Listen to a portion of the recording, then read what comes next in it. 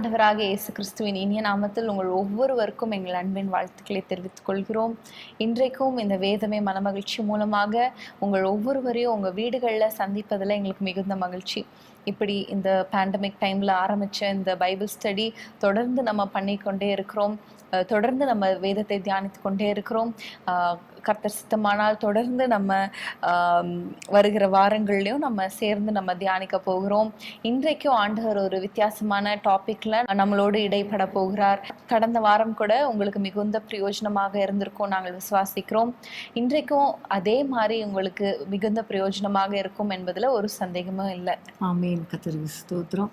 தொடர்ந்து வேதத்தை தியானிப்பது நமக்கும் சந்தோஷமா இருக்குது, அதே வேளையில் எல்லாருக்கும் சந்தோஷமா இருக்கிறது. அதை அறிந்து கர்த்தருக்கு நன்றி செலுத்துகிறேன். இந்த ப்ரோக்ராம்கான தலைப்பை வைக்கும்போதே ஆண்டவர் நமக்கு கொடுத்த வார்த்தை வேதமே என் மன மகிழ்ச்சி. ஸோ வேதத்தை தியானிப்பதில் இருக்கிற மன மகிழ்ச்சியை தான் ஆண்டவர் நமக்கு கொடுக்க போகிறார். ஸோ நம்ம தொடர்ந்து நிகழ்ச்சிக்குள்ளே போகலாம். அதற்கு முன்பாக நாம் ஒரு ஜெபம் பண்ணி இந்த நிகழ்ச்சியை நம்ம ஸ்டார்ட் பண்ணலாம். ஆமென். ஸ்தோத்திரம் ஆண்டவரே, இந்த நல்ல வேலைக்காக ஸ்தோத்திரம் அப்பா. இன்றைக்கும் ஆண்டவரே வேதமே மன மகிழ்ச்சியில உம்முடைய வேதத்தை நாங்கள் தியானிக்க போகிறோம் அப்பா. அநேகம் ஆயிரம் பொன் வெள்ளியை பார்க்கிலும் உம்முடைய வேதமே நலம் என்று நாங்கள் வாசிக்கிறோமே அப்பா. அந்த வேதத்தை, அந்த வெளியேற பெற்ற இந்த வேதத்தை எங்களுக்கு வாசிக்கிறதற்கு எங்களுக்கு கிருபை கொடுத்தீரே, தியானிக்கிறதற்கு கிருபை கொடுத்தீரே, அதற்காக ஸ்தோத்திரம் அப்பா. எத்தனையோ லாங்குவேஜஸ்ல பைபிள் இல்லை ஆண்டவரே, ஆனாலும் எங்களுக்கு இந்த பைபிளை நீங்கள் கொடுத்திருக்கிறீங்களே, அதற்காக ஸ்தோத்திரம் அப்பா. ஆண்டவரே, நாங்க இப்ப இதை தியானிக்கும் பொழுது நீர் எங்களோடு பேசும்படியாக நாங்கள் ஜெபிக்கிறோம். எங்களை முழுவதுமாக தாழ்த்தி ஒப்பு கொடுக்கிறோம். இயேசுவின் நாமத்தில் பிதாவே, ஆமென். இன்றைக்கும் ஒரு இன்ட்ரெஸ்டிங்கான ஒரு டாபிக்ல நம்ம வேதத்தை தியானிக்க போகிறோம். எல்லாருக்கும் ரொம்ப பிடித்ததான ஒரு கேரக்டர் ஸ்டடி நம்ம பண்ணலாம். ஒரு நபரை, வேதாகமத்துல உள்ள ஒரு நபரை எடுத்து அவரை குறித்து நம்ம இன்டெப்தா நம்ம தியானிக்க போகிறோம். ஆமாம், ஏற்கனவே நம்ம இது மாதிரி நிறைய பேர் நம்ம தியானித்து இருக்கிறோம். அது உங்களுக்கு ஞாபகத்தில் இருக்கும்னு நான் நினைக்கிறேன். அப்படி இல்லைன்னா கூட எங்களுடைய பழைய ப்ரோக்ராம்ஸை நீங்கள் பார்த்தீங்கன்னா அதிலிருந்து அறிந்து கொள்ளலாம். இது எதற்காக நாங்கள் இப்படி ஒரு தியானம் பண்ணுகிறோம் என்றால், நீங்களும் இதே மாதிரி ஒரு நபரை வேதத்திலேருந்து ஒரு பாத்திரத்தை எடுத்து அவரை பற்றி கம்ப்ளீட்டாக, ஒரு ஆணோ பெண்ணோ, ஆனால் அவர்கள் எப்படி வாழ்ந்தார்கள், எப்படி வாழக்கூடாது என்பதெல்லாம் ஆண்டவர் உங்களோடு கூட பேசும்படி நீங்கள் தியானிக்கணும். கண்டிப்பாக இது உங்களுக்கு பிரயோஜனமாக இருக்கும். இன்றைக்கு நம்ம தியானிக்கிறதும் உங்களுக்கு ஒரு மாதிரியாக இருப்பதற்காகத்தான் நம்ம இந்த பைபிள் ஸ்டடியில் அந்த பாத்திரத்தை நம்ம எடுத்திருக்கிறோம். ஆமென். ஸோ அந்த நபர் யார் என்பதை நீங்கள் சொல்லுங்கள். நோவா, பழைய ஏற்பாட்டு காலத்திலே வாழ்ந்த ஒரு அருமையான ஒரு மனிதர் நோவா. நம்ம எல்லாருக்கும் தெரியும், நோவா அப்படின்னாலே சின்ன வயசுலேருந்து நம்ம சண்டே கிளாஸ்லேருந்து படித்தது நோவா தாத்தா பேழையை கட்டினார், மழை வந்தது, அப்புறம் அது எல்லாமே நமக்கு தெரிந்த ஒரு சம்பவம். ஸோ இன்றைக்கி அந்த நோவாவை பற்றி தான் நம்ம தியானிக்க போகிறோம். நோவாவுடைய வாழ்க்கையில் என்னென்ன காரியங்கள் நடந்தது, நோவா எப்படிப்பட்டவராய் வாழ்ந்தார், அவருடைய தவறுகள் என்ன, நல்ல குணங்கள் என்ன என்பதையெல்லாம் நம்ம ஆராய்ந்து பார்ப்பதன் மூலமாக நம்ம எப்படி வாழணும், எப்படி வாழக்கூடாது என்பதை இன்றைக்கு ஆண்டவர் நமக்கு கற்றுக் கொடுக்க போகிறார். ஆமென். நோவாவை குறித்து நம்ம ஆதியாகமத்தில் 5ஆம் அதிகாரத்திலிருந்து நம்ம அவரை குறித்து பார்க்கலாம். ஸோ 5ஆம் அதிகாரத்தில் 28ஆம் வசனம் 29ஆம் வசனத்தை நம்ம வாசிக்கலாம். லாமேக்கு 182 வயதான போது ஒரு குமாரனை பெற்று கர்த்தர் சபித்த பூமியிலே நமக்கு உண்டான வேலையிலும் நம்முடைய கைகளின் பிரயாசத்திலும் இவன் நம்மை தேற்றுவான் என்று சொல்லி அவனுக்கு நோவா என்று பெயரிட்டான். உண்மையிலே இந்த வசனம் ஒவ்வொரு பெற்றோருக்கும் ஒரு வாக்கு தத்துவம் தான். ஒவ்வொருவருடைய வாழ்க்கையிலும் நம்ம பிள்ளைங்களை பெறும்பொழுது ஒரு எதிர்பார்ப்போடு இருக்கிறோம் இல்லையா? பிள்ளைங்க நம்மோடு கூட இருக்கணும், நம்மளை நேசிக்கணும், நம்முடைய கைகளின் பிரயாசம், வேலையில் நமக்கு ஹெல்ப் பண்ணணும். ஒரு டாக்டராக இருந்தால் என்ன நினைப்பாங்கன்னா, என்னுடைய பிள்ளை டாக்டராகி என் கூட சேர்ந்து ஒர்க் பண்ணணும் அப்படின்னு நினைப்பாங்க. ஒரு ஊழியக்காரராக, ஒரு போதகராக இருக்கும்போது அவங்க என்ன நினைப்பாங்க, என்னுடைய பிள்ளைகள் ஊழியக்காரராக எங்களோடு கூட இருக்கணும்னு நினைப்பாங்க. அப்படி தான் எல்லா காரியங்களிலும் என்னோடு கூட பிள்ளைகள் என்னை இருக்கணும், பிள்ளைகள் என்னை தேற்றணும் அப்படிங்கிற ஒரு எதிர்பார்ப்போடு இருப்பது வழக்கம். இந்த எதிர்பார்ப்போடு கூட அவருக்கு பேரே வைக்கிறார் தகப்பனார், நோவா என்று சொல்லி. அந்த நோவா அப்படின்னா மீனிங் இதுதான். ஸோ அந்த லாமேக்கு என்ற மனிதன் ஒரு எதிர்பார்ப்போடு தன்னுடைய பிள்ளையை பெற்றெடுக்கும் பொழுது ஒரு அருமையான பெயரை வைக்கிறார். அன்பான பெற்றோரே, இந்த வசனத்தை நீங்கள் சொல்லி சொல்லி அதிகமாக ஜெபம் பண்ணுங்க. ஆண்டவரே, என் பிள்ளைகள் எங்களுடைய கைகளின் பிரயாசத்துல, எங்களுடைய எல்லா வேலைகளில, எங்களுடைய எல்லா ஊழியத்துல எங்களை தேற்றுவார்கள், எங்களை ஆற்றுவார்கள் என்று சொல்லி நீங்க கன்ஃபஸ் பண்ண பண்ண உங்களுடைய பிள்ளைகள் கண்டிப்பாகவே உங்களுக்கு உபயோகமான, உங்களை தேற்றுகிற, உங்களை ஆற்றுகிற, எல்லாவற்றிலும் உதவியாயிருக்கிற பிள்ளைகளாக கர்த்தர் மாற்றி கொடுப்பார். ஆமென். உண்மையிலே நோவா என்கிற ஒரு பெயர் ஒரு அர்த்தமுடைய பெயராக இருந்தது நம்ம பார்க்கிறோம் வேதத்தில். அழகா இந்த வசனத்தில் நம்ம பார்க்கிறோம், கர்த்தர் சபித்த இந்த பூமியில் என்னுடைய பிள்ளை என்னை தேற்றுவான், எனக்குண்டான வேலையிலும் கைகளின் பிரயாசத்திலும் என்னை தேற்றுவான் என்கிற ஒரு எதிர்பார்ப்போடு நோவா அப்படிங்கிற பெயரை வைக்கிறத நம்ம பார்க்கிறோம். இந்த வசனம் வந்து எனக்கு ரொம்ப ரொம்ப பிடித்தமான ஒரு வசனம், எனக்கு என் வாழ்க்கையில் ரொம்ப இம்பார்ட்டண்ட்டான வசனம் அப்படின்னு சொல்லலாம். ஏன்னா நான் காலேஜ் முடித்து என்னோட பிஜி முடித்ததுக்கப்புறம் நான் ஒரு வேலைக்கு போனேன். நான் வந்து ரொம்ப ஆசைப்பட்டு நான் வந்து இப்படி ஒரு வேலைக்கு தான் போகணும் அப்படின்னு நான் வந்து மைண்டில் யோசித்து அதுக்காக ரொம்பலாம் ஜோம் பண்ணல. ஆனால் ஆண்டவர் என் மன விருப்பத்தை நிறைவேற்றி ஒரு நல்ல ஒரு இன்டர்நேஷ்னல் இன்வெஸ்ட்மெண்ட் பேங்க்கில் எனக்கு ஒரு வேலையை ஆண்டவர் கொடுத்தார். அப்படி தொடர்ந்து போய்கொண்டே இருக்கும்பொழுது ஒரு ஃபியூ மந்த்ஸ்க்கு அப்புறமாக எனக்கு மனசுக்குள்ள ரொம்ப ஒரு பாரமாகி கஷ்டமாகி எனக்கு என்னன்னா இப்படியே நம்மளுடைய லைஃப் இப்படியே போயிட்டே இருக்குதே, நம்மளால எதுவுமே செய்ய முடியலையே, ஊழியம் செய்ய முடியலையே. அப்போல்லாம் பார்த்தோம்னா நம்மளுக்கு அந்த டியூஸ்டே ப்ரேயர் இருக்கும், அப்புறம் சாட்டர்டேஸில் ப்ரேயர் இருக்கும், வெனஸ்டே பைபிள் ஸ்டடி இருக்கும். ஸோ இந்த 3 மீட்டிங்லேயும் நான் பாடுவேன். ரொம்ப நாள் நல்லா பாட மாட்டேன், ஆனால் வந்து பாடுவேன். ஸோ அது கூட என்னால் பண்ண முடியலே அப்படின்னு சொல்லி ஒரு ரொம்ப ஒரு டிப்ரெஸ்டான ஒரு ஸ்டேட்டில் இருக்கும்போது ஆண்டவர் வந்து இந்த வசனம் மூலமாக எனக்கு பேசினார். என்னெல்லாம் இயேசுவே என்று எழுதின நீங்கள் அந்த புக்கில் அந்த டெய்லி கன்ஃபெஷன்ஸ் இருக்கும், ப்ராமிசஸ், ஆண்டவர் கொடுக்குற அந்த வார்த்தைகளை நம்ம கன்ஃபஸ் பண்ணுற மாதிரி இருக்கும். அதில் வந்து ஒரு நாள் பெற்றோருக்கு ஆசீர்வாதமான ஒரு வாழ்க்கை வாழ்வதற்கான விசுவாச அறிக்கை அப்படின்றதுல இந்த வசனத்தை நீங்கள் போட்டிருப்பீங்க. நான் என் பெற்றோருக்கு உண்டான வேலையிலும் அவர்கள் கைகளின் பிரயாசத்திலும் அவர்களை தேற்றுவேன் அப்படின்னு சொல்லி. ஸோ இது திரும்ப திரும்ப நான் அது வீக்லி தான் ஒரு டாபிக் ஒரு நாளைக்கு தான் இருக்கும். ஸோ இது வீக்லி திரும்ப திரும்ப வாசிக்கும் பொழுது எனக்குள்ள ஒரு பாரம், நான் என்னோட பெற்றோருக்கு அவங்க கைகளின் பிரயாசத்தில் அவங்களோட வேலையில் அவங்களுக்கு நான் உபயோகமாக இல்லையே அப்படின்னு சொல்லி. ஸோ அப்போ தான் வந்து நான் வந்து அந்த ஒர்க்கை வந்து ரிசைன் பண்ணிவிட்டு ஓகே நம்ம அப்பா அம்மாவுக்கு ஹெல்ப்ஃபுல்லாக ஊழியத்தில் இருக்கணும் அப்படின்னு சொல்லி நான் ரிசைன் பண்ணிவிட்டு நான் வந்து ஊழியத்துக்கு வந்தேன். ஸோ படிப்படியாக ஆண்டவர் இப்படி என்னை ஊழியத்துலேயும் உபயோகிச்சுட்டு வருகிறார். ஆமென். கர்த்தருக்கு ஸ்தோத்திரம். ஸோ இந்த நாட்களில் நம்ம ஒவ்வொருவரும் நம்முடைய பிள்ளைகளுக்காக நம்ம ஜெபிக்கணும் என்பது முக்கியமான ஒரு காரியம். சரி, இப்போ இதில் பார்க்கும் பொழுது நோவா என்ற பெயருக்கு அர்த்தம்.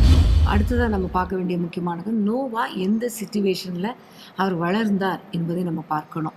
அது பார்த்திங்கன்னா 6ஆம் அதிகாரத்தில் ரொம்ப அந்த மனுஷர்கள்லாம் எவ்வளோ பொல்லாதவர்களாக இருந்தார்கள் என்றெல்லாம் நம்ம பார்க்குறோம், ராட்சசர்கள் இருந்தார்கள் என்றெல்லாம் பார்க்கும் பொழுது 5ஆம் வசனம் ரொம்ப அழகாக அந்த சிச்சுவேஷனை சொல்லுகிறதை நம்ம பார்க்குறோம். வாசிக்கலாமா? 5ஆம் வசனம். மனுஷனுடைய அக்கிரமம் பூமியிலே பெருகினது என்றும் அவன் இருதயத்தின் நினைவுகளின் தோற்றமெல்லாம் நித்தமும் பொல்லாததே என்று கர்த்தர் கண்டு தாம் பூமியிலே மனுஷனை உண்டாக்கினதற்காக கர்த்தர் மனஸ்தாபப்பட்டார். அது அவர் இருதயத்துக்கு விசனமாய் இருந்தது. முதல்ல மனுஷனை உருவாக்கும் போது மனுஷன் தனிமையா இருப்பது தான் நல்லதில்லை என்று ஏற்ற துணை உருவாக்கினார். ஆனால் வர வர பார்க்கும் பொழுது மனுஷனை உண்டாக்குனதற்காகவே ஆண்டவர் விசனப்படுகிறதை பார்க்கிறோம். அந்த அளவுக்கு ஒரு பொல்லாத மனிதர்கள் வாழ்ந்த ஒரு சூழ்நிலை, அந்த சமுதாயம் வந்து ஒரு பொல்லாத மனிதர்களால் நிறைந்த ஒரு சமுதாயம். அவர்களையே அழிக்கணும்னு ஆண்டவர் நினைச்சார்னா அப்போ எவ்வளோ மோசமான மக்களாக இருந்திருப்பாங்க. ஆண்டவர் எவ்வளோ இரக்கமுடையவர், அன்புடையவர். அவருக்கே எப்படியாவது மனுஷர்களை கம்ப்ளீட்டாக அழிக்கணும்னு நினைச்சாருன்னா அந்த சூழ்நிலையை கொஞ்சம் யோசித்து பார்க்கணும். இந்த சூழ்நிலையில அந்த நாட்களிலே வாழ்ந்த நோவாவை குறித்து 8ஆம் வசனத்துல நம்ம வாசிக்கலாமா? 8ஆம் வசனம். நோவாவுக்கோ கர்த்தருடைய கண்களில் கிருபை கிடைத்தது. ஆமேன். நோவாவுக்கு கர்த்தருடைய கண்களில் கிருபை கிடைத்தது. ஆமேன். இந்த உலகம் பொல்லாததா இருந்தாலும், உலக மனிதர்கள் பொல்லாதவர்களாய் இருந்தாலும் நோவாவுக்கு கர்த்தருடைய கண்களில் கிருபை கிடைத்தது என்று நம்ம இந்த வசனத்துல பார்க்கிறோம் இல்லையா? அப்போ இதுல இருந்து நம்ம புரிந்து கொள்ளணும், நோவாவுக்குள்ளே சம் ஸ்பெஷல் குவாலிட்டிஸ் இருந்ததை நம்ம உணர்ந்து கொள்ள முடிகிறது. ஆண்டவர் பார்க்கிறார். எல்லா மனிதர்களும் பொல்லாதவர்களாக இருக்கும் பொழுது அங்கே ஒரு தெரிந்தெடுக்கப்படுகிற விதமாக ஒரு ஸ்பெஷலாக ஆண்டவருடைய பார்வை ஒரு மனிதன் மேலே படுது. அதுதான் நோவா. அந்த நோவாவை பார்க்கிறார். அவன் ஒரு வித்தியாசமானவனாக இருக்கிறான். மற்றவர்களை விட ஒரு வேறு பிரிக்கப்பட்ட வாழ்க்கை வாழ்கிறவனாக இருந்த உடனே அவனுக்கு கர்த்தருடைய கண்களில் கிருபை கிடைக்கிறது. நோவாவுடைய குவாலிட்டிஸ் என்ன, அதை தான் நம்ம இப்போ பார்க்க போகிறோம். இன்றைக்கி நம்ம பார்க்க போகிற முக்கியமான காரியம் நோவாவுடைய கேரக்டர் என்ன. பிரியமானவர்களே, சூழ்நிலை எப்படிப்பட்டதாக இருந்தாலும், மனிதர்கள் எப்படிப்பட்டவர்களாய் இருந்தாலும் நமக்கு தேவை கர்த்தருடைய கிருபை. அப்போ ஆண்டவரை நம்ம நோக்கி பார்க்கும் பொழுது, அவருக்கு பிரியமான ஒரு வாழ்க்கை வாழும் பொழுது கண்டிப்பாக ஆண்டவர் கண்களில் நமக்கு கிருபை கிடைக்கும். ஸோ இன்றைக்கி நம்ம நோவாவுடைய கேரக்டரை ஆராய்ந்து பார்த்து அவருடைய குணாதிசயங்கள் என்ன, அவரில் காணப்பட்ட நல்ல குணங்கள் என்னன்னு பார்த்துட்டு அதே போல் நம்முடைய வாழ்க்கையிலையும் நாம் காணப்பட வேண்டும் என்று ஆண்டவரை நோக்கி ஜெபிக்க போகிறோம். நிச்சயமாகவே நமக்கும் ஒரு கிருபை கிடைக்கும். அந்த கிருபை கிடைத்ததன் விளைவு என்ன அப்படின்னு பார்க்கும் பொழுது, நோவா மாத்திரமல்ல, நோவாவுக்கு மட்டும்தான் கிருபை கிடைத்தது, ஆனால் அவன் நிமித்தம் அவன் சந்ததியே பாதுகாக்கப்பட்டது. நம்ம எல்லாருக்குமே தெரியும். ஜலப்பிரளயம் வந்த பொழுது ஆண்டவர் ஒரு பேழையை செய்ய சொன்னார். அந்த பேழைக்குள்ளே நோவாவை மாத்திரமல்ல, நோவாவுடைய குடும்பத்தினர் அத்தனை பேரையும் வைத்து கர்த்தர் பாதுகாத்தார். பிரியமானவர்களே, உங்க மேல கர்த்தருடைய கிருபை இருக்குமானால் உங்கள் நிமித்தம் உங்கள் குடும்பத்தையே கர்த்தர் பாதுகாப்பார். அப்ப நம்ம குடும்பம் பாதுகாக்கப்படணும்னா நம்ம எப்படி இருக்கணும், எப்படி வாழணும் என்பதை இன்னைக்கு நம்ம கற்றுக்கொள்ளலாமா? இதை பேசி கொண்டிருக்கும் போது ஒரு வசனம் ஞாபகத்துக்கு வருகிறது. மத்தேயு 24, 38, 39 வசனங்களை நம்ம வாசிக்கலாம். எப்படி எனில், ஜல பிரளயத்துக்கு முன்னான காலத்திலே நோவா பேழைக்குள் பிரவேசிக்கும் நாள் வரைக்கும் ஜனங்கள் புசித்தும் குடித்தும் பெண் கொண்டும் பெண் கொடுத்தும் ஜல பிரளயம் வந்து அனைவரையும் வாரி கொண்டு போகும் மட்டும் உணராதிருந்தார்கள். அப்படியே மனுஷகுமாரன் வருங்காலத்திலும் நடக்கும். இது நம்ம எவ்வளோ ரிலேட் பண்ண முடியுதுல இந்த காலத்துல. கண்டிப்பாக ஆண்டவருடைய வருகை சமீபமா இருக்கிறது என்பதுல ஒரு சந்தேகமும் இல்லை. ஏன்னா இப்போ நடக்கிற எல்லா காரியங்களும் புசித்து குடித்து இந்த வேர்ல்ட்லி லைஃப்க்கு அவங்க மக்கள் எல்லாரும் இம்பார்ட்டன்ஸ் கொடுக்கறத நம்ம பார்க்குறோம். இன்னைக்கு நம்ம வாழணும், இன்னைக்கு நம்ம ஜாலியாக இருக்கணும், இன்னைக்கு நம்ம என்ஜாய் பண்ணணுங்கிறது தான் அவங்களுடைய ஐடியா இருக்குது. தவிர ஆண்டவருக்காக வாழணும் அப்படிங்கிற ஒரு எண்ணமே இல்லாமல் வாழ்ந்து கொண்டு இருக்கிறாங்க. ஸோ இப்படிப்பட்ட காலத்தில், எப்படி நோவாவோட காலத்தில் இதுவெல்லாம் நடக்கும் பொழுது நோவாவோட குடும்பம் மாத்திரம் பாதுகாக்கப்பட்டதற்கு நோவா காரணமாக இருந்தாரோ, அதே போல் இப்போ நடந்து கொண்டு இருக்கிற இந்த மனுஷகுமாரன் வரும் காலம் ஆகிய இந்த காலத்துல நம்மளுடைய வாழ்க்கையும் ஆண்டவருக்கு முன்பாக சரியாக இருக்கும் பொழுது நம்மளுடைய குடும்பமும் நம்மோடு சேர்ந்து காக்கப்படும். ஸோ அந்த நோவா என்ன செய்தார், அவரிடத்துல என்னென்ன குவாலிட்டிஸ் இருந்தது, எதனால அவங்க குடும்பம் அந்த காலகட்டத்தில் காக்கப்பட்டதுன்னு பார்த்து நம்மளும் அந்த மாதிரியான குவாலிட்டிஸை நம்ம டெவலப் பண்ணி ஆண்டவருடைய வருகையில் நம்ம குடும்பம் காணப்படணும், பாதுகாக்கப்படணும் என்று நம்ம அறிந்து கொண்டு ஜெபிக்கலாம். முதலாவதாக நோவாவுடைய வாழ்க்கையில நம்ம பார்க்க போற முக்கியமான காரியம் 9ஆம் வசனத்தை வாசிப்போம். நோவாவின் வம்ச வரலாறு. நோவா தன் காலத்தில் இருந்தவர்களுக்குள்ளே நீதிமானும் உத்தமனுமாய் இருந்தான். நோவா தேவனுடைய சஞ்சரித்து கொண்டிருந்தான். இதுல 3 காரியத்தை குறித்து நம்ம பார்க்கிறோம். ஆனா 1 by 1 நம்ம பார்க்கலாம். முதலாவது பார்க்கும்பொழுது நீதிமானாய் இருந்தான். நோவாவை குறித்து சொல்லப்பட்டிருக்கிற காரியம், அவன் ஒரு நீதிமான். ஸோ நீதிமான் அப்படிங்கிற ஒரு வார்த்தைக்கு நம்ம டெஃபினிஷன் நம்ம பார்க்கணும் இல்லையா? நீதிமான் என்றாலே நமக்கு தெரியும், ஒரு பாவமும் செய்யாதவன். அதுதான் பிரசங்கி 7ஆம் அதிகாரம் 20ஆம் வசனத்துல நம்ம வாசிக்கிறோம். பிரசங்கி 7:20. ஒரு பாவமும் செய்யாமல் நன்மையே செய்யத்தக்க நீதிமான் பூமியில் இல்லை. ஸோ நீதிமான் அப்படின்னா என்னன்னா, ஒரு பாவமும் செய்யக்கூடாது, அது மாத்திரமல்ல நன்மையை மாத்திரம் செய்கிறவன் நீதிமான். ஸோ நம்முடைய வாழ்க்கையில் இன்றைக்கி நம்ம ஆண்டவரிடத்துல கேட்கணும், ஆண்டவரே பாவம் செய்யாத ஒரு வாழ்க்கையை தாங்க. அப்போது எப்படி பாவம் செய்யாத ஒரு வாழ்க்கை வாழ முடியும் அப்படின்னா, ஆண்டவருடைய இரத்தத்தினால கழுவப்பட வேண்டும். நீதிமான் அப்படின்னாலே இரத்தத்தால் கழுவப்பட்டவன் என்று அர்த்தம். அதுதான் ரோமர் 5ஆம் அதிகாரத்தில் 9ஆம் வசனத்தில் நம்ம வாசிக்கிறோம். ரோமர் 5:9 வாசிப்போமா? இப்படி நாம் அவருடைய இரத்தத்தினாலே நீதிமான்களாக்கப்பட்டிருக்க கோபாக்கினிக்கு நீங்களாக அவராலே நாம் ரட்சிக்கப்படுவது அதிக நிச்சயமாமே. ஆமென். ஸோ அவருடைய இரத்தத்தினாலே நம்ம நீதிமான்களாக்கப்பட்டு இருக்கிறபடினால அவருடைய கோபத்துக்கு நம்ம நீங்களாக்கி ரட்சிக்கப்படுவோம் என்று ரோமர்ல நம்ம வாசிக்கிறோம். ஸோ ஒவ்வொரு நாளும் ஆண்டவரை பார்த்து நம்முடைய இரத்தத்தினால எங்களை கழுவுங்கப்பா, எங்களை நீதிமான்களாய் மாற்றுங்க. நம்ம நீதிமான் கிடையாது, ஆனால் கர்த்தர் தம்முடைய இரத்தத்தினாலே நம்மை நீதிமான் ஆக்கி இருக்கிறார். கர்த்தருக்கு ஸ்தோத்திரம். ஏனென்றால் ஏசாயால பார்க்கிறோம், நம்முடைய நீதியெல்லாம் அழுக்கான கந்தை, ஆனா ஆண்டவருடைய கிருபை தான் நம்ம இம்மட்டும் நடத்தி வருகிறது. ஸோ எப்படி நோவா நீதிமானாய் இருந்தானோ அதே போல நாமும் நீதிமான்களாய் இருக்கணும். நீதிமொழிகள்ல நிறைய காரியங்கள் நீதிமான்களை குறித்து சொல்லப்பட்டிருக்கும். அதுல ஒரு காரியம் என்னன்னா, நீதிமான் பொய் பேச்சை வெறுக்கிறான். பொய் பேச்சை வெறுக்கணும். தேவையில்லாத பேச்சு, பொய் பேசுறது, உண்மையற்ற தன்மை, இதெல்லாம் நீதிமான்களா இருக்க முடியாது. ஸோ இதெல்லாம் நம்ம விட்டுட்டு ஒரு பரிசுத்தமுள்ள வாழ்க்கை வாழணும். நீதிமொழிகள்ல பார்த்தா நிறைய நீதிமானுடைய கேரக்டர்ஸ் சொல்லப்பட்டு இருக்கிறது. ஸோ நீங்க முடிஞ்சா ஒரு டாஸ்க் மாதிரி வச்சுக்கோங்களேன், ஒரு ஹோம்ஒர்க் மாதிரி. நீதிமானுடைய குவாலிட்டிஸ் என்ன, நீதிமான் எப்படிப்பட்டவன் என்னெல்லாம் ஒரு நோட் போட்டு நீங்க எழுதி பாருங்களேன், நிறைய காரியங்கள் இருக்கும். ஆமென்.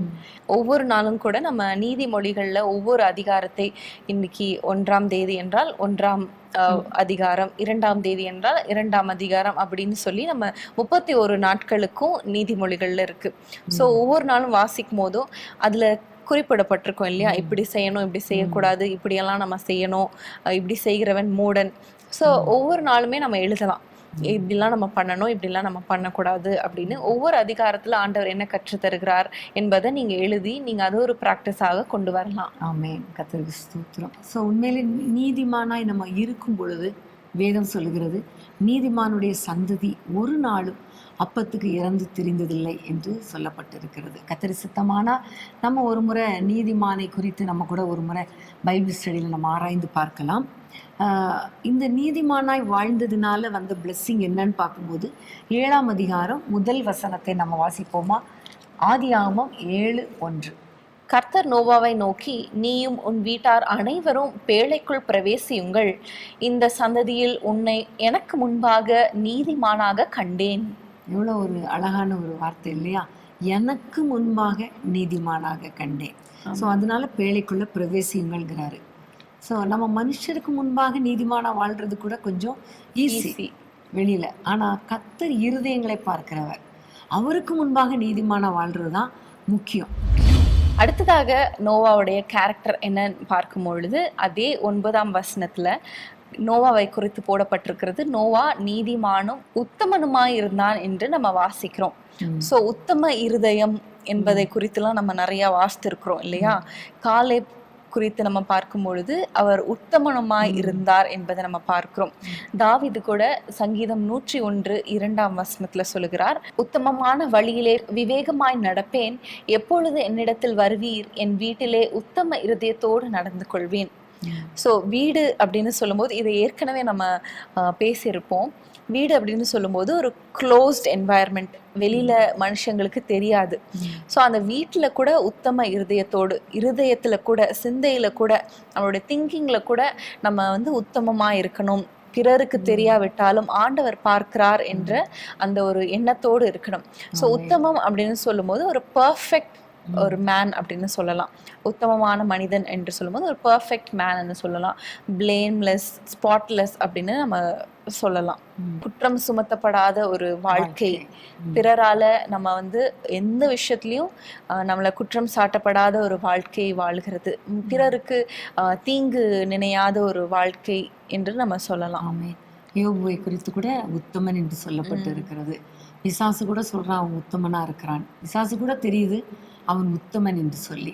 நம்முடைய வாழ்க்கையில மற்றவங்களுக்கு முன்பாக, கர்த்தருக்கு முன்பாக, நம்முடைய வீட்டில், நம்முடைய இருதயத்துக்குள்ள உத்தமமான ஒரு வாழ்க்கை வாழணுங்கிறதா ஆண்டவர் விரும்புகிறார். ஆதியாகமம் 17 வசனத்துல ஆண்டவர் சொல்லுகிறார், நான் சர்வ வல்லமை உள்ள தேவன், எனக்கு முன்பாக நீ நடந்து கொண்டு உத்தமனாய் இரு என்று சொல்லுகிறார். அப்போ அவர்கிட்ட பேசும்போது கிட்டத்தட்ட அவருடைய வயது பார்க்கும் பொழுது 75, 90, 75, 80 வயது. அந்த டைம்ல கூட ஆண்டவர் சொல்லுகிறார், நீ எவ்வளவு வயதானாலும் எனக்கு முன்பாக நீ உத்தமனா இருக்கணும் என்று கர்த்தர் சொல்லுகிறார். யோபுவுடைய மனைவி சொல்லும் பொழுது, நீங்க ஏன் இன்னும் உத்தமத்துல நிலைத்து நிற்கிறீங்க, தேவனை தூஷித்து விட்டு ஜீவனை விடும் அப்படின்னு சொல்றா. அதாவது கஷ்டம் போராட்டம் வரும் பொழுது ஏன் நீங்க கர்த்தர் நல்லவர், அவர் எனக்கு ஒருபோதும் கைவிட மாட்டார் அப்படின்னு சொல்லிட்டு இருக்கீங்க, அதுவே ஏன் அந்த உத்தமத்தை காத்துக்கொள்றீங்க அப்படின்னு சொல்றத நம்ம பார்க்கிறோம். ஸோ எந்த சூழ்நிலையிலும் நம்முடைய உத்தமத்தை காத்துக்கொள்ளணும், எந்த வயதிலையும் உத்தமத்தை காத்துக்கொள்ளணும், எந்த சூழ்நிலையிலும் உத்தமத்தை காத்துக்கொள்ளணும், எந்த இடத்திலும் உத்தமத்தை காத்துக்கொள்ளணும். அதுதான் முக்கியம். ஆமென். உண்மையாகவே ஆண்டவர் கிட்ட இருந்து அந்த ஒரு ஆண்டவர் சொல்லணும் இல்லையா, நம்மளை குறித்து உத்தமனா இருக்கிறா என்று சொல்லி. மனுஷங்க சொல்றது முக்கியம் இல்லை. தீத்துவை குறித்து கூட பவுல் எழுதும் போது பொதுவான விசுவாசத்தில் உத்தம குமாரனாகிய தீத்து அப்படின்னு சொல்லி குறிப்பிடுவார். ஸோ அது எவ்வளவு பெரிய ஒரு பாக்கியம் இல்லையா. ஆமென். கர்த்தருக்கு ஸ்தோத்திரம். அது மாத்திரமல்ல, சங்கீதத்துல நம்ம பார்க்கிறோம், உத்தமமாய் நடக்கிறவர்களுக்கு நன்மையை வழங்காதிரார் என்று வேதத்திலே பார்க்கிறோம். ஆமென். ஒருவேளை உத்தமர்களுக்கு துன்பங்கள் போராட்டங்கள் அதிகம் வரலாம், நீதிமானுக்கும் உத்தமர்களுக்கும் போராட்டங்கள் வரலாம். ஆனா ஆண்டவர் அவை எல்லாவற்றிலும் நின்று அவர்களை விடுவிப்பார், நன்மைகளை வழங்குவார். ஆமென். எப்படி நோவா வாழ்க்கையில அவன் உத்தமனாய் இருந்ததுனால அவனும் அவனுடைய குடும்பத்தினரும் பாதுகாக்கப்பட்டார்களோ, அதே போல நம்முடைய வாழ்க்கையில நம்ம ஒரு உத்தமமான வாழ்க்கை வாழ்வாண்டவரே என்று அர்ப்பணிக்க வேண்டும். ஆமென். மூணாவதாக அதே வசனத்துல நம்ம பார்க்கிறோம், தேவனோடு சஞ்சரித்து கொண்டிருந்தார். ஆமென். ஆதியாகமம் 6ஆம் அதிகாரம் 9ஆம் வசனத்துல, நீதிமான் உத்தமன் தேவனோடு சஞ்சரித்து கொண்டிருந்தான். சஞ்சரித்து கொண்டிருந்தான் என்று சொல்லும் பொழுது இன்னொருத்தர் சஞ்சரித்து கொண்டிருப்பதும் நம்மளுக்கு நினைவுக்கு வருகிறது. அதாவது ஈனோக். ஸோ ஏனோக்கும் நோவாவோட முற்பிதாவாய் தான் இருக்கிறார். அவங்களோட சந்ததியில தான் நோவாவும் பிறக்கிறார். ஸோ அந்த சந்ததியாக அந்த ஒரு பழக்கத்தை உடையவர்களாக இருந்திருப்பாங்கன்னு நான் விசுவாசிக்கிறேன்.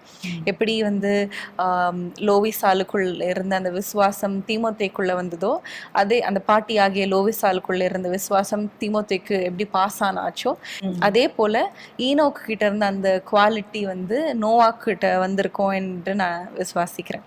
ஸோ சஞ்சரித்து கொண்டிருந்தான் என்று சொல்லும்போது ஆங்கில வேதாகமத்தில் நம்ம பார்க்கிறோம், நோவா வாக்ட் வித் காட் என்று குறிப்பிடப்பட்டிருக்கிறது. ஸோ வாக்ட் வித் காட் அப்படின்னு சொல்லும் பொழுது ஆண்டவரோடு நெருங்கி உறவாடுகிற ஒரு அனுபவம், அவரோடு இணைந்து பேசுகிற அனுபவம், அவர் சொல்ல இவர் கேட்க, இவர் பேச அவர் ஜெபத்தை கேட்கிற அந்த ஒரு அனுபவம், அவரால் நடத்தப்படுகிற ஒரு அனுபவம் என்று சொல்லலாம். ஒவ்வொரு காரியத்திலும் நான் உனக்கு போதித்து நீ நடக்க வேண்டிய வழியை உனக்கு காட்டுவேன் என்று நம்ம சங்கீதத்துல வாசிக்கிறோம் இல்லையா. அந்த மாதிரியான ஒரு அனுபவத்தோடு நோவா வாழ்ந்து கொண்டிருப்பார் என்பதுல ஒரு சந்தேகமும் இல்லை. ஒவ்வொரு நாளும் ஒவ்வொரு காரியத்திலையும் ஆண்டவரிடத்துல விசாரித்து, ஆண்டவரிடத்துல கேட்டு, ஆண்டவரோடு உறவாடி, ஆண்டவரோடு பேசி, ஆண்டவரிடத்திலிருந்து வார்த்தையை பெற்றுக்கொண்டு நடக்கிற அனுபவம் தான் சஞ்சரித்து கொண்டிருப்பது. அதாவது ஜெப வாழ்க்கையை குறிக்கிறது. ஆண்டவரோடு கூட நெருங்கி வாழ்ந்து ஜெபிக்கிற அனுபவம். நான் உனக்கு போதித்துங்கிற வார்த்தையை சொல்லும் பொழுதே ஒரு வசனம் ஞாபகத்துக்கு வந்தது, வழி இதுவே இதிலே நடவுங்கள் என்கிற சத்தம் கேட்டது. ஸோ ஆண்டவர் கூட வந்தாதான் அவர் சொல்லுவார், இந்த வழியில போ, கோ லெஃப்ட் ஆர் ரைட் அப்படின்னு அவர் சொல்லி கொடுப்பார். அப்போ வலதுபுறமாவது இடதுபுறமாவது சாயும் போது அந்த வார்த்தை வரும் அப்படின்னு சொல்லப்பட்டு இருக்கிறது. அப்போ ஆண்டவர் கூட நடக்கிற ஒரு அனுபவம். இதை நம்ம இன்னைக்கு ஆண்டவர் இடத்துல கேட்கணும். நீங்க ஆண்டவரை, நான் உங்களோட நடக்கணும், நீங்க என் கூட இருக்கணும். இது ஜெப வாழ்க்கையும் குறிக்கிறது. தேவ பிரசன்னத்தை காத்து கொள்கிறதையும் நம்ம பார்க்கலாம். தேவனுடைய பிரசன்னத்திலேயே இருக்கிற ஒரு அனுபவம். ஆமென். நீங்க கடந்த நாட்கள்ல ஜூம் மீட்டிங்ல கூட சொல்லும் பொழுது ஆண்டவருடைய சித்தமும் நம்முடைய வாழ்க்கை, ஆண்டவருடைய சித்தம் நம்முடைய வாழ்க்கை, நம்முடைய சித்தம் எல்லாம் ஒரே லைன்ல இருக்கணும், in line with God's plan and will அப்படின்னு சொன்னீங்க. ஸோ ஆண்டவருடைய சித்தத்தின்படி நம்ம நடக்கும்போது, ஆண்டவருக்கு விருப்பமான காரியங்களை நம்ம செய்யும் பொழுது அது ஆண்டவரோடு நடக்கிறதற்கு ஒப்பா இருக்கிறது.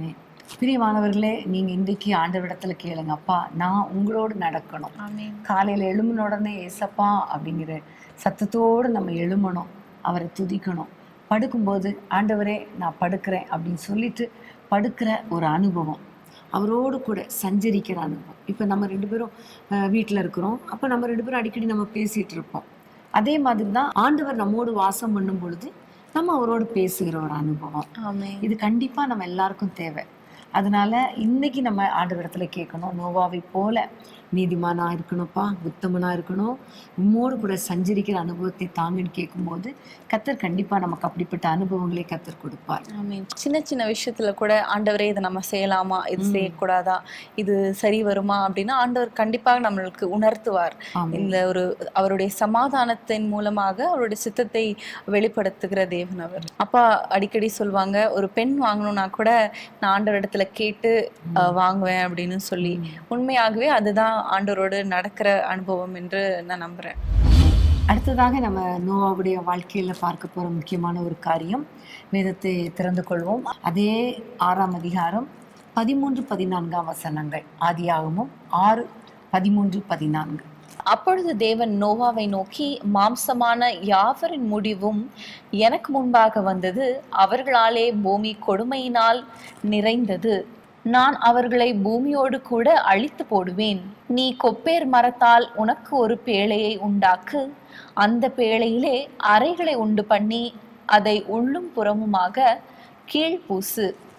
அப்போ இந்த தொடர்ந்து நம்ம வாசிக்கிற வசனத்துல எல்லாம் அந்த பேழை எப்படி செய்யணும் என்கிற ஒரு கரெக்டான எல்லாவற்றையும் கர்த்தர் அவனுக்கு சொல்லுகிறார். இதுல இருந்து நம்ம அறிந்து கொள்ளுகிற காரியம் என்னன்னா, கர்த்தர் நோவாவை நோக்கி பேசுகிறார். ஸோ ஆண்டவர் பேசுகிற அந்த வார்த்தையை, அந்த சத்தத்தை கேட்கக்கூடிய ஒரு கிருபை இந்த நோவாவுக்குள்ள இருந்ததை நம்ம பார்க்கிறோம். இவர் பேசுற அனுபவம் வேற, ஆனா ஆண்டவர் பேசுறது வேற இல்லையா? உண்மையிலே பாருங்க, நம்ம நிறைய பேசுவோம் ஆண்டவர்கிட்ட. காலைல எழுமிலிருந்து ஆண்டவர் இப்படி இப்படி இப்படி இப்படி நம்முடைய பிரச்சனை அது இது எல்லாத்தையும் சொல்லுவோம். ஆனா ஆண்டவர் எல்லா நேரத்துல நம்மோடு கூட பேசுகிறாரா அப்படின்னு கொஞ்சம் யோசித்து பார்த்தா எத்தனை காரியத்துக்கு அவர் பேசுகிறார், அவருடைய சத்தத்தை நம்ம கேட்குறோம். ஆனா இந்த நோவா கர்த்தர் பேசுகிறதை கேட்கிற ஒரு அனுபவம், ஒரு கேரக்டர் அவரிடத்துல இருந்துச்சு. வேதத்துல நிறைய பேரோடு கூட கர்த்தர் பேசினார். ஆதாம், ஏவாள், காயின் இவங்களோடலாம் பேசும்பொழுது ஒரு எச்சரிப்பின் செய்தியை பேசினதை பார்க்கிறோம். இங்க பார்க்கும் பொழுது இந்த நோவாவை பாதுகாப்பதற்காகவே ஒரு பேழையை செய்யும்படி, ஒரு அடைக்கலத்தை கொடுக்கும்படி பேசுகிறத நம்ம பார்க்கிறோம். இதே போல சாமுவேல் கூட தேவனுடைய சத்தத்தை கேட்ட ஒரு பிள்ளை இல்லையா? சின்ன பிள்ளை தான், ஆனா குழந்தையா தான் இருந்தான். ஆனாலும் கர்த்தருடைய சத்தம் சாமுவேலுக்கு துணித்தது. அதுக்கப்புறம் போக போக அவர் பெரிய ஆளானார், ஒரு தீர்க்கதரிசியாய் மாறினார். தீர்க்கதரிசினா என்ன?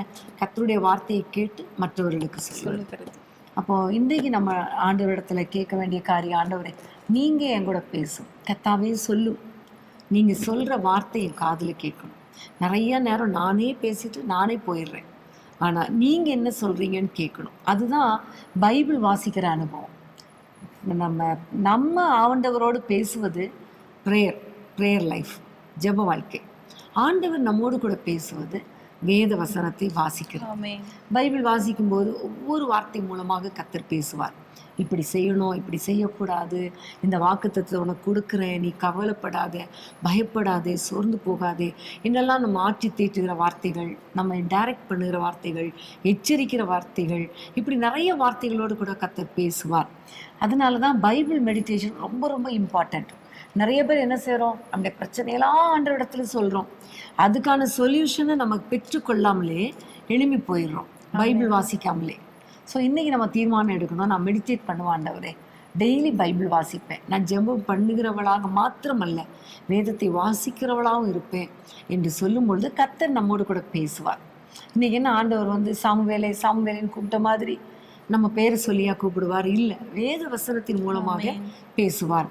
அது மாத்திரமல்ல, நம்ம இப்படி டிஸ்கஸ் பண்ணுறோம்ல, இந்த வசனங்கள் மூலமாக பேசுவார், ஆன்லைன் கூட்டங்கள் மூலமாக பேசுவார், சபைகளுக்கு போகும்போது உங்களுடைய போதகர் மூலமாக வசனங்கள் மூலமாய் கர்த்தர் பேசுவார், ஆராதனைக்கு போகும்போது உங்கள் போதகர் மூலமாக கர்த்தர் பேசுவார். ஆமென்.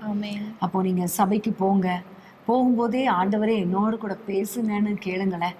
அந்த பாடல் மூலமாய் பேசுவார், வாசிக்கிற வசனத்தின் மூலமாய் பேசுவார், கொடுக்கிற தேவ செய்தி மூலமா பேசுவார், கடைசி ஜெபத்தின் மூலமாக கூட பேசுவார். ஆமென். சோ சஞ்சரித்து கொண்டிருப்பது ஜெபத்துக்கு அடையாளமா இருக்கிறது. இங்க ஆண்டவருடைய சத்தத்தை கேட்பது வேத வாசிப்புக்கு அடையாளமா இருக்கிறது என்பதை நம்ம அறிந்து கொள்கிறோம்.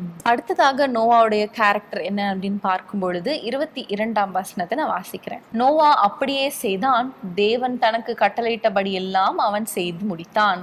சோ ஆண்டவருடைய வசனத்தை ஒன்று கூட மீறாம, குறைக்காம, கூட்டாம அப்படியே ஆண்டவருடைய வார்த்தையை கேட்டு அந்த பேழையை செய்து முடித்தார் என்பதை நம்ம பார்க்கிறோம். சோ ஆண்டவருடைய வார்த்தைக்கு கீழ்ப்படிதல். அநேகர் கேட்கிறோம், அதன்படி நடக்கிறவர்களா இருக்கிறோமா என்பதுல ஒரு சந்தேகம் தான். சில நாள் அதை கேட்டு அதை பிராக்டிஸ் பண்ணுவாங்க, அதை பாதியிலே விட்டு விடுவாங்க. எப்படி அந்த நியூ இயர் ரெசல்யூஷன்ஸ் எடுத்துட்டு அந்த ஃபர்ஸ்ட் மந்த்லயே வந்து அதை வந்து கைவிட்டுற மாதிரி ஆண்டவருடைய வார்த்தையை கூட அநேகர் வந்து முதல்ல கொஞ்ச நாள் அந்த ஒரு வேகத்துல வந்து அதை செயல்படுத்துவாங்க, அதுக்கப்புறம் விட்டுருவாங்க. இப்படிப்பட்ட ஒரு வாழ்க்கை வாழாம ஆண்டவருடைய வசனத்தை முழுமையாக செய்து முடிக்கிற ஒரு நோவாவை நம்ம இங்க பார்க்கிறோம். ஆமென். இப்போ எல்லா வார்த்தைகளுக்கும் அவர் சொன்ன அத்தனை வார்த்தைகளையும் செய்து முடித்தான். அது ஒரு முக்கியமான காரியம். செய்ய தொடங்குவாங்க, பாதியில் சிலர் விட்டுருவாங்க. இவரை குறித்து சொல்லப்பட்டு இருக்கிறது செய்து முடித்தான். இதை குறித்து நம்ம பார்க்கும் பொழுது உனக்கு யார் ஞாபகத்துக்கு வருகிறது? பெசலேல் எனக்கு ஞாபகத்துக்கு வருகிறது. மோசேக்கு ஆண்டவர் சொன்னபடியெல்லாம் பெசலேல் செய்து முடித்தார் என்பதை நம்ம வாசிச்சிருக்கோம். ஆமென். அந்த ஆசரிப்பு கூடாரத்தை செய்கிற அந்த பணியில ஆண்டவர் என்னெல்லாம் மோசேக்கு சொன்னாரோ அதையெல்லாம் பெசலேல் செய்து முடித்தார் என்று அங்க எழுதப்பட்டிருக்கும். ஆமென். மோசேயை கூட பார்க்கும் பொழுது ஆண்டவர் சொல்வார், கோலை நீட்டுன்னா நீட்டுவார். அப்புறம் என்னெல்லாம் ஆண்டவர் சொல்றாரு, மலைக்கு ஏறிவானா மலைக்கு ஏறி வருவார். இப்படி மோசேயும் கர்த்தருடைய வார்த்தைக்கு கீழ்ப்படுகிறவராக இருந்தார் என்பதை நம்ம பார்க்கிறோம். ஆபிரகாம் கூட ஆண்டவர் வானத்தை ஏறிட்டு பார் என்று சொல்லும்போது அவர் ஏறிட்டு பார்ப்பார். மெயினா புறப்பட்டு வா. ஆமா, எல்லாவற்றிலும் அவர் கீழ்ப்படிதல் உள்ள ஒரு மனிதனாக இருந்தார். ஆமாம். வேதத்துல யாரெல்லாம் ஆண்டவர் ஆசீர்வதித்தார் அப்படின்னு பார்த்தோம்னா, அவருக்கு கீழ்ப்படுகிறவர்களை கர்த்தர் ஆசீர்வதித்தார்.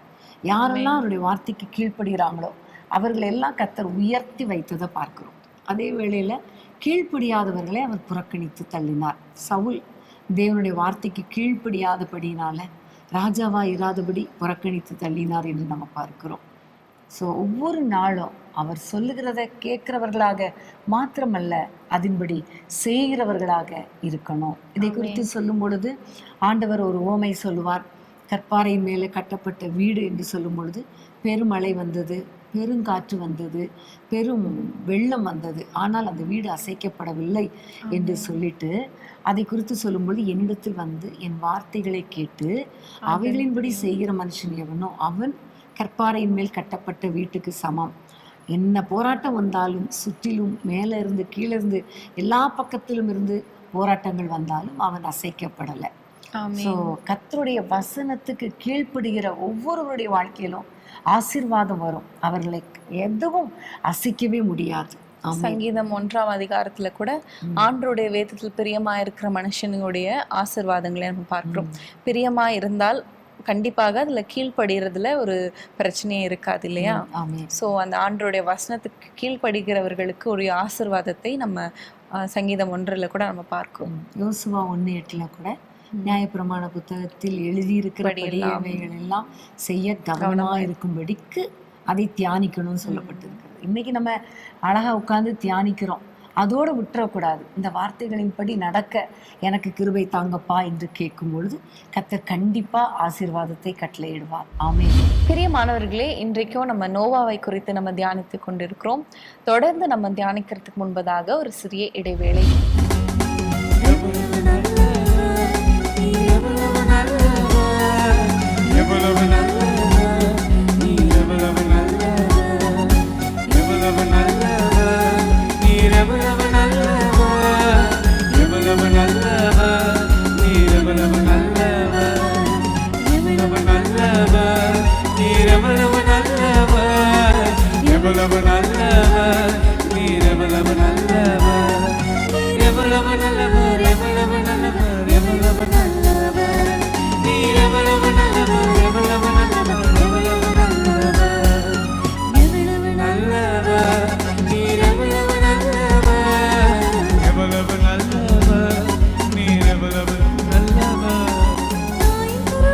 உருவாக்கினவரே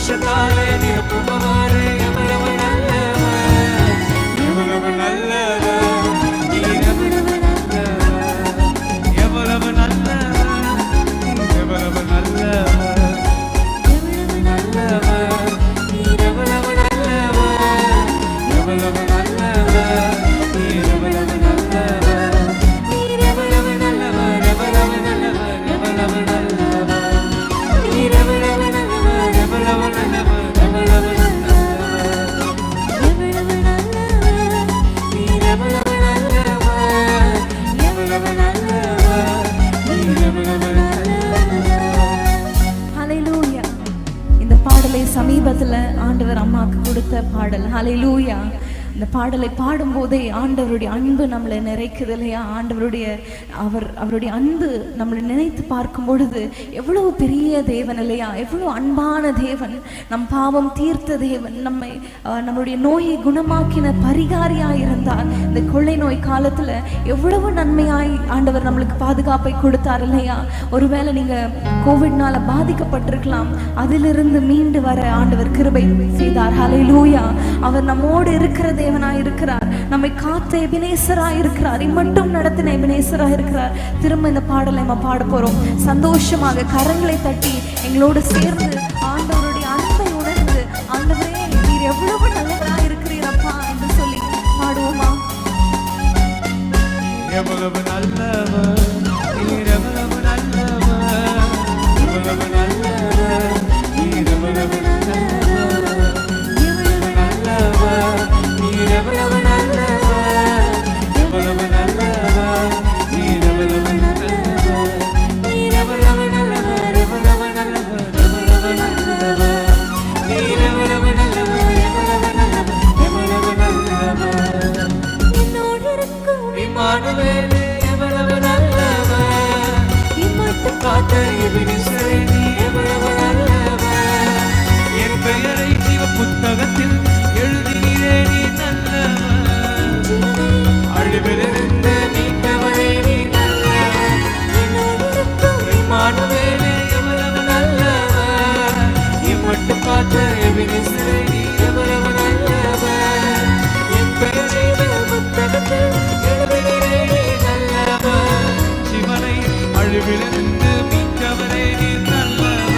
எவ்வளவு நல்லவர் நீர், எவ்வளவு நல்லவர், எவ்வளவு நல்லவர் நீர், எவ்வளவு நல்லவர், எவ்வளவு நல்லவர் நீர், எவ்வளவு நல்லவர், எவ்வளவு நல்லவர் நீர், எவ்வளவு நல்லவர், நீர் எவ்வளவு நல்லவர், எவ்வளவு நல்லவர், எவ்வளவு நல்லவர் நீர், எவ்வளவு நல்லவர், எவ்வளவு நல்லவர், எவ்வளவு நல்லவர் நீர், எவ்வளவு நல்லவர், எவ்வளவு நல்லவர், எவ்வளவு நல்லவர் நீர், எவ்வளவு நல்லவர், எவ்வளவு நல்லவர் நீர், எவ்வளவு நல்லவர்.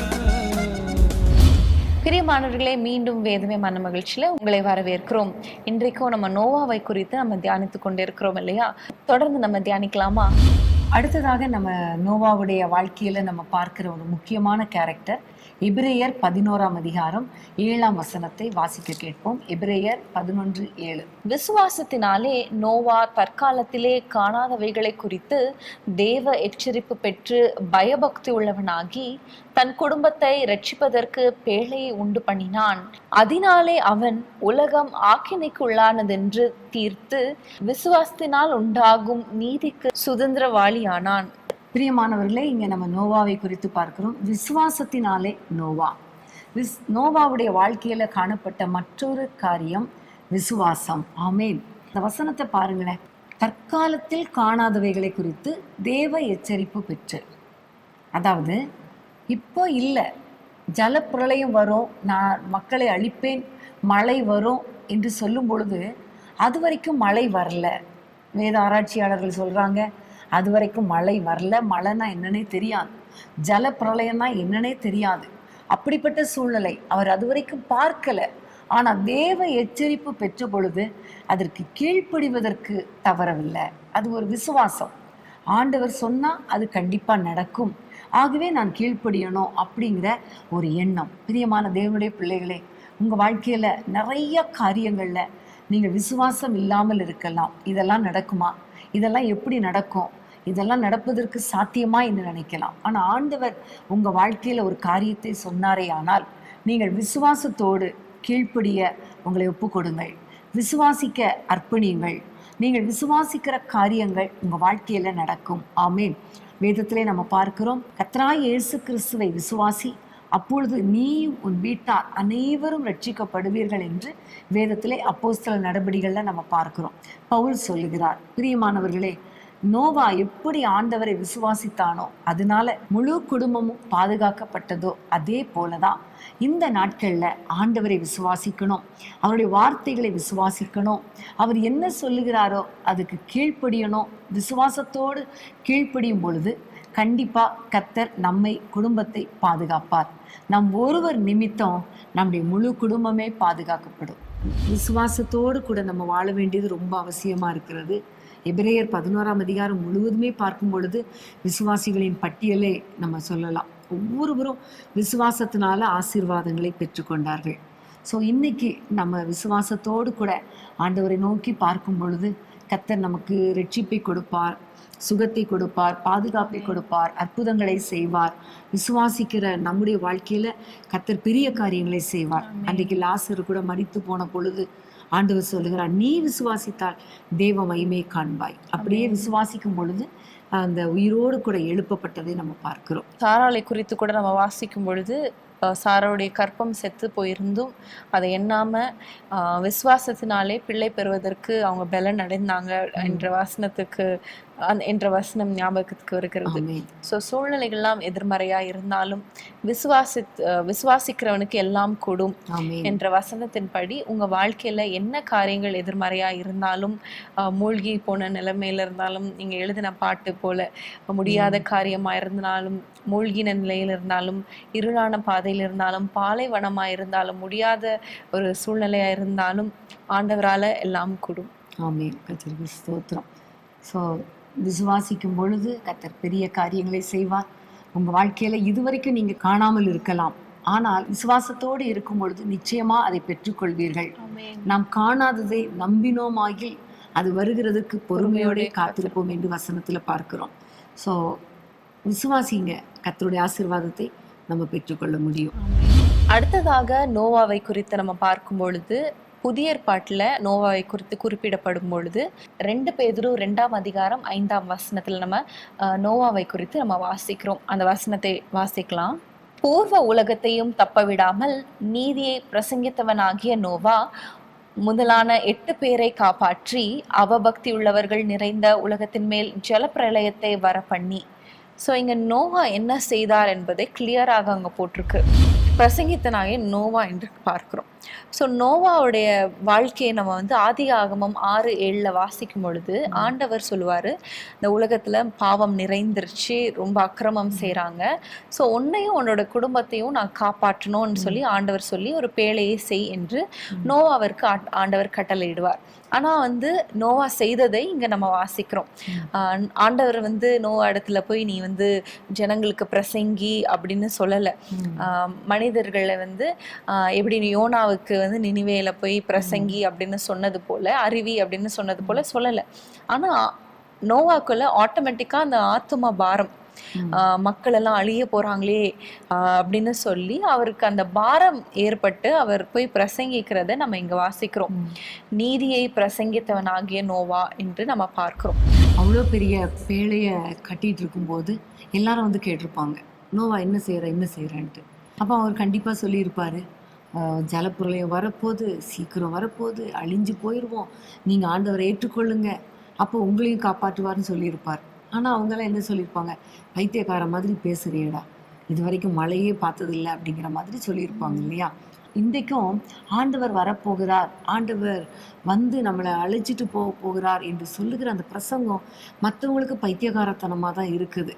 ஆண்டவர் வருவாரா, அவர் எப்போ வருவார், அவர் அந்த நாட்கள்லேருந்தே சொல்கிறாரு.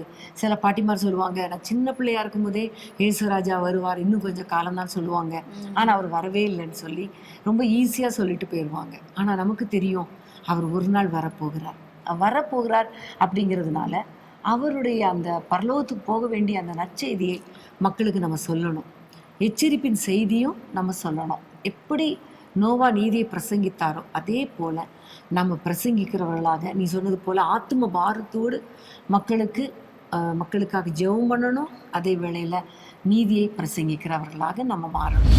அடுத்ததாக நோவா என்ன செய்தார் என்று பார்க்கும் பொழுது ஜலம் வந்தது, 40 நாட்கள் இருந்தது, 150 நாட்கள் ஜலம் பூமியில இருந்தது என்றெல்லாம் வாசிக்கிறோம். அதுக்கப்புறம் அராரத் மலையில அந்த பேழை வந்து அங்க போய் தங்கிற்று. அதுக்கப்புறம் ஒரு ஒரு அந்த காகத்தை அனுப்புகிறார், புறாவை அனுப்புகிறார். எல்லாம் முடிந்ததுக்கப்புறம் தண்ணீரெல்லாம் வற்றி விட்டது என்று அவங்களுக்கு தெரிந்ததுக்கப்புறம் அவங்க வெளியில வராங்க, பேழைக்குள்ள இருந்து வெளியில வராங்க. வெளியில வந்ததுக்கப்புறம் நோவா செய்த முதல் காரியம் ஆண்டவருக்கு பலியிடுகிறார். அதை தான் நம்ம 8ஆம் அதிகாரம் 20ஆம் வசனத்துல வாசிக்கிறோம். அப்பொழுது நோவா கர்த்தருக்கு ஒரு பலிபீடம் கட்டி சுத்தமான சகல மிருகங்களிலும் சுத்தமான சகல பறவைகளிலும் சிலவற்றை தெரிந்து கொண்டு அவைகளை பலிபீடத்தின் மேல் தகன பலிகளாக பலியிட்டான். ஸோ ஆண்டவருக்கு நன்றி செலுத்துகிற ஒரு மனிதனாக காணப்பட்டார். பலிபீடம் என்று சொல்லும் பொழுது ஆண்டவருக்கு நன்றி செலுத்துகிறதை குறிக்கிறது. துதி ஸ்தோத்திர பலி செலுத்துகிறதை நம்ம பார்க்கிறோம். உதடுகளின் பலியாகிய ஸ்தோத்திர பலியை நான் விரும்புகிறேன் கர்த்தர் சொல்லுகிறார். ஸோ ஒவ்வொரு நாளும் ஆண்டவர் நமக்கு அற்புதங்களை செய்யும் பொழுது, அதிசயங்களை செய்யும் பொழுது, நம்மை பாதுகாக்கும் பொழுது, நம்ம அவருக்கு முதல்ல செய்ய வேண்டிய காரியம் நன்றி செலுத்துறது தான். நோவா வெளியே வந்த உடனே ஒருவேளை அவர் எங்கே நம்ம கூடாரம் போடலாம், எங்கே பிள்ளைகளெல்லாம் சேஃபாக இருக்க வைக்கலாம் அப்படி பார்த்துருக்கலாம். ஆனால் அப்படி அவர் பார்க்கல. ஃபஸ்ட்டு அவர் பார்க்குறார் பலிபீடம் கட்டணும், அது எந்த இடத்துல கட்டுறது, எதை பலி செலுத்துறது, அப்படி தான் அவருடைய நோக்கம் போனதை நம்ம பார்க்குறோம். ஸோ அவருடைய முற்பிதாவாகிய ஆபேல் கூட நல்ல பலி செலுத்தினதை அவர் கேள்விப்பட்டிருப்பார் இல்லையா? அதனால தான் அவருக்கு அந்த பலி செலுத்தணுங்கிற எண்ணமே வந்திருக்கலாம். ஸோ அந்த நன்றி பலி செலுத்தினதை கர்த்தர் பார்த்தார். அதை சுகந்த வாசனை முகர்ந்து பார்த்தார். அதுக்கப்புறம் அவர் சொல்கிறார், இனி நான் பூமியை அழிப்பதில்லை, சபிப்பதில்லை, சங்கரிப்பதில்லை என்று ப்ராமிஸ் பண்ணுகிறார். ஸோ நம்முடைய வாழ்க்கையில் எப்பெல்லாம் நம்ம நன்றி பலி செலுத்துகிறோமோ, ஆண்டவரை துதிக்கிறோமோ, அவரை ஸ்தோத்தரிக்கிறோமோ, அப்பொழுதெல்லாம் ஆண்டவர் என்ன செய்வார் தெரியுமா? இனி இவங்க வாழ்க்கையில் கஷ்டம் கொடுக்க மாட்டேன், அவர்களை ஆசீர்வதிப்பேன் என்று அவர் நினைவு கூறுவார். ஆமென். 9ஆம் அதிகாரம் 1ஆம் வசனத்துல கூட பார்க்கிறோம், பின்பு தேவன் நோவாவையும் அவன் குமாரரையும் ஆசிர்வதித்து நீங்கள் பலுகி பெருகி பூமியை நிரப்புங்கள் என்று ஆசிர்வதிக்கிறார். ஸோ பலிபீடம் கட்டி ஆண்டவருக்கு முதலாவது நன்றி செலுத்தும் பொழுது அதுல ஆண்டவர் பிரியப்படுகிற தேவனா இருந்து அவங்களை ஆசிர்வதிக்கிறார். சங்கரிக்க மாட்டேன், இனி அவங்களை அழிக்க மாட்டேன்னு சொல்லி அந்த ஒரு உடன்படிக்கையும் செய்து ஆசிர்வதிக்கிற தேவனாயும் அங்க பார்க்கிறோம். கர்த்தருக்கு ஸ்தோத்திரம். உண்மையிலே ரொம்ப ஆச்சரியமா இருக்குது. அதனால தான் ஆண்டவர் முதலாவது தேவனுடைய ராஜ்யத்தை தேடணும்னு கர்த்தர் சொல்லுகிறார். இவன் எல்லாம் உங்களுக்கு கூட கொடுக்கப்படும் என்று சொல்லுகிறார். அதுக்கப்புறம் உள்ள வசனங்களை வாசித்தா அவ்வளோ ஆச்சரியமா அவர்களுக்கு வாக்குத்தத்தங்களை கர்த்தர் கொடுக்கிறார். ஸோ நம்முடைய வாழ்க்கையில எப்பவுமே நம்ம நன்றி செலுத்துறவர்களாக இருக்கணும். கர்த்தர் நமக்கு ஒரு நன்மை செய்து முடித்த உடனே அவருக்கு நன்றி செலுத்தணும். நன்மைகளை மறக்கக்கூடாது. ஒரு முறை 9-10 குஷ்டரோகிகள் ஆண்டவரிடத்தில் வந்து, ஆண்டவரே எங்களை சுகமாக்கும் என்று சொன்ன பொழுது 10 பேரையும் சுகமாக்கி அனுப்பிட்டார். நீங்கள் போங்கன்னு சொல்லிட்டாரு. அப்போது போகிற வழியில் அவங்க சுகமாகறாங்க. ஒரே ஒருத்தர் மட்டும் திரும்பி வந்து ஆண்டவரை நோக்கி, ஆண்டவரே உமக்கு ஸ்தோத்திரம்னு பணிந்து கொள்ளுகிறான். அப்போ ஆண்டவர் கேட்ட கேள்வி என்னன்னா, மற்ற 9 பேர் எங்கே? சுஸ்தமாக்கப்பட்ட பேர் 10 பேர் அல்லவா, மற்ற 9 பேர் எங்கேன்னு கேட்குறார். அதுலேருந்து நமக்கு தெரியுது, அவர் நன்றியை எதிர்பார்க்கிறார், ஸ்தோத்திரத்தை எதிர்பார்க்கிறார். நன்றி எறிதல் உள்ளவர்களாக இருங்கள் என்று வேதத்திலே ஒரு வசனம் சொல்லப்பட்டு இருக்கிறது. நம்முடைய வாழ்க்கையில் அதிகமாக ஆண்டவரை துதிக்கணும், ஆண்டவரை அதிகமாக ஸ்தோத்திரிக்கணும். ஒவ்வொரு செகண்டும் நம்மளை பாதுகாக்கிறாரே, இதுக்கே நம்ம ஆண்டவருக்கு நன்றி பலி செலுத்தணும். அப்படி செலுத்தும் பொழுது கண்டிப்பாக அதில் பிரியப்பட்டு இதுவரைக்கும் செய்த தீமைகளை எல்லாம் கர்த்தர் மாற்றி நன்மைகளை செய்வது மாத்திரமல்ல, வருகிற நாட்களில் நீ சொன்னது போல வாக்குத்தத்தங்களை கொடுத்து நம்மை ஆசீர்வதிப்பார். ஸோ இவ்வளோ நேரம் நம்ம பார்க்கும்போது நிறைய நன்மையான காரியங்கள், நல்ல கேரக்டர்ஸை நம்ம பார்த்தோம். ஸோ அதை வாசிக்கும் போதே, தியானிக்கும் போதே நாமும் இப்படிப்பட்ட வாழ்க்கை வாழணும் அப்படிங்கிற ஒரு ஆசை இருக்குது இல்லையா? கர்த்தருக்கு ஸ்தோத்திரம். நிச்சயமாக அப்படி நம்ம வாழும்போது நம் நிமித்தம் நம்முடைய குடும்பத்தை கர்த்தர் ஆசீர்வதிப்பார், பாதுகாப்பார். நம்ம மேலே கர்த்தருடைய கிருபை எப்பவும் இருக்கும். கர்த்தருக்கு ஸ்தோத்திரம். அதே வேளையில் நோவாவிடத்தில் காணப்பட்ட ஒரு தவறான ஒரு காரியத்தையும் நம்ம பார்த்து நாம் அப்படி நடக்கக்கூடாது என்பதற்காக நம்ம அதை தியானிக்க போகிறோம். இதை குறித்து ஆதியாகமம் 9ஆம் அதிகாரத்தில் நம்ம பார்க்கிறோம். நோவா திராட்சை ரசம் குடித்து அவன் வெறி கொண்டு வஸ்திரம் விலகி படுத்திருந்தான். உடனே அவனுடைய மகன் காம் பார்த்து உள்ளே வந்து பார்த்துட்டு அப்பா இப்படி படுத்திருக்கிறார் என்று சொல்லி அவன் என்ன செஞ்சிருக்கணும்? ட்ரெஸ்ஸு நல்லா மூடி விட்டுருக்கலாம், ஒரு வஸ்திரத்தை நேராக்கி இருந்திருக்கலாம். ஆனால் அவன் என்ன பண்ணிட்டான்? வெளியே வந்து தன்னுடைய சகோதரர்களிடத்துல சொல்லிட்டான். இது ஒரு பெரிய தப்பு தான். ஆனால் அடுத்த சேமும் யாப்பேத்தும் என்ன செஞ்சாங்கன்னா, அவங்க உள்ளே போய் பின்பாக பார்த்து தன்னுடைய தகப்பனுடைய நிர்வாணம் காணப்படாதபடிக்கு மூடி வைத்தார்கள் என்பதை பார்க்கிறோம். இது அவனுக்கு தெரிந்த உடனே அவன் எழுந்து அவன் தன்னுடைய 2 மகன்கள் செய்த காரியத்தை அறிந்து அவர்களுக்காக சந்தோஷத்தோடு அவர்களை ஆசீர்வதிக்கிறான். அதே வேளையில் காம் செய்த காரியத்தையும் அறிந்து காமுடைய மகனாகிய கானானை சபிக்கிறதை நம்ம பார்க்கிறோம். கானான் சபிக்கப்பட்டவன் என்று சொல்லுகிறான். அந்த ஒரு சாபத்தினால அவன் தப்பு பண்ணாலும் அன்னைக்கு மன்னிச்சு விட்டுருந்துருக்கலாம், இப்படி பண்ணாதப்பான்னு கண்டிச்சு விட்டுருக்கலாம். ஆனால் அப்படிப்பட்ட காரியத்தை நோவா செய்யாம உடனே சாபம் கொடுத்துட்டான். அதன் விளைவு அந்த கானானிய கடைசி வரைக்கும் சபிக்கப்பட்டவர்களாய் இருந்தார்கள் என்பதை நம்ம பார்க்கிறோம். பிரியமான தேவனுடைய பிள்ளைகளே, உங்களுடைய பிள்ளைகள் ஒரு தவறு செய்யும் பொழுது நீங்க அவங்கள கண்டிக்கணும். அவர்களுக்காக ஆண்டவரிடத்துல மன்றாடி ஜெபிக்கணுமே தவிர அவர்களை ஒருபோதும் சபிக்கக்கூடாது. பெற்றோர் பேசுகிற சாபமான வார்த்தை பிள்ளைகளுக்கு கண்டிப்பா சாபத்தை கொண்டு வரும். ஆகவே ஒருவேளை இந்த நாள்ல ஆண்டவர் உங்களுக்கு உணர்த்துவாரே ஆனால் நீங்க ஆண்டவரிடத்துல மன்னிப்பு கேளுங்க. என் பிள்ளைகளை ஆண்டவரை சபிச்சுட்டேன், மன்னிச்சிருங்கப்பா, என் பிள்ளைங்களை வாழ வைங்க, ஆசீர்வதிங்கன்னு சொல்லுங்க. கண்டிப்பா ஆண்டவர் உங்க பிள்ளைகளை ஆசீர்வதிப்பார், உயர்த்துவார். பெரியமானவர்களே, இன்றைக்கும் நம்ம நோவாவை குறித்து நம்ம தியானித்தோம். நோவாவோட கேரக்டர் எப்படிலாம் இருந்தது, நோவா இடத்துல என்னென்ன குணநலங்கள் காணப்பட்டது என்பதை நம்ம பார்த்தோம். நோவாவை குறித்து நம்ம வாசிக்கும் பொழுது அவன் உத்தமனாயும் நீதிமானாயும் தேவனோடு சஞ்சரிக்கிற ஒரு மனுஷனாக காணப்பட்டான் என்பதை வாசிக்கிறோம். அவர் தேவனுடைய வார்த்தையை கேட்டு அதன்படி நடந்த ஒரு கீழ்ப்படிதல் உள்ள மனிதனாக காணப்பட்டார் என்பதை நம்ம பார்த்தோம். அது மாத்திரமல்ல, ஆண்டவருடைய வசனத்தை விசுவாசித்தவனாயும் ஆண்டவரை பற்றி உபதேசித்தவனாயும் பிரசங்கித்தவனாயும் இருந்தார் என்பதை நம்ம பார்த்தோம். ஜலப்பிரளயம் எல்லாம் வற்றி போனதுக்கு அப்புறம் ஆண்டவருக்காக ஒரு பலிபீடத்தை கட்டி ஆண்டவரை தொழுது கொண்டதை நம்ம பார்த்தோம். அது மாத்திரமல்ல, நோவாவுடைய தீய குணங்கள் என்னன்னு பார்க்கும்பொழுது அவர் வெறி கொண்டு தன்னுடைய பேரனை அவர் சபித்ததை நம்ம பார்த்தோம். ஸோ இப்படிப்பட்ட காரியங்கள் எல்லாம் காணப்படணும், இந்த தீய காரியங்கள் எல்லாம் காணப்படக்கூடாது என்று நம்ம ஆண்டவரிடத்துல ஜெபிக்கலாமா? ஸ்தோத்திர ஆண்டவரே, நன்றியோடு நாங்கள் துதிக்கிறோம் அப்பா.